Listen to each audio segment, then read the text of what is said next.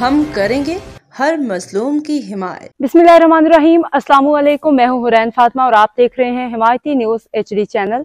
नजर डालते हैं आज की अहम मलीर खबरों में पर। पुलिस एहलकारों पे टारगेट किलिंग, अमन अमान के लिए खतरा। रिपोर्ट अहमदी हिमायती रोजनामा हिमायती न्यूज।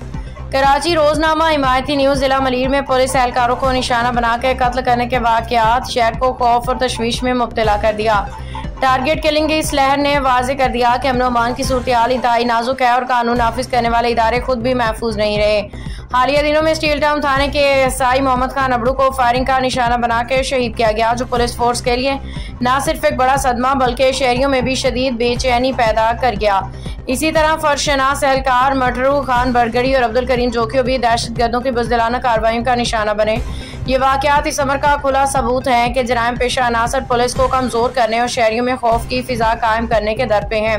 पुलिस एहलकार दिन रात अपनी जान हथेली पे रख के अवाम की हिफाजत करते हैं, लेकिन जब उन्हें ही दहशतगर्द और मुजरिमान निशाना बनाया जाए तो ये पूरे मुआशरे के लिए लम्हा फिक्रिया है। मलीर में होने वाली ये टारगेट किलिंग न सिर्फ पुलिस फोर्स का हौसला तोड़ने की कोशिश बल्कि ये दहशत गर्दों का ये पैगाम भी है कि वो अब भी मुतहरिक हैं। ज़रूरत इस अमर की है कि हुकूमत और कानून नाफिज करने वाले इदारे इन वाकयात की शफाफ तहकीकात करें, दहशत गर्दों को कानून के कटहरे में लाएं, सख्त सजाएं दें। पुलिस को चाहिए कि शहर में सिक्योरिटी मजीद सख्त करे ताकि ऐसे दिलखराश वाकयात का सद्भाव हो सके। शहीद एहलकार कौम के असल हीरो हैं, जिन्होंने अपने खून से अमन की कीमत अदा की और उनकी कुर्बानियां कभी रायगा नहीं जाएंगी। अब तक के लिए इतना ही। मजीद खबरों और अपडेट्स के लिए देखते रहें हिमायती न्यूज HD चैनल।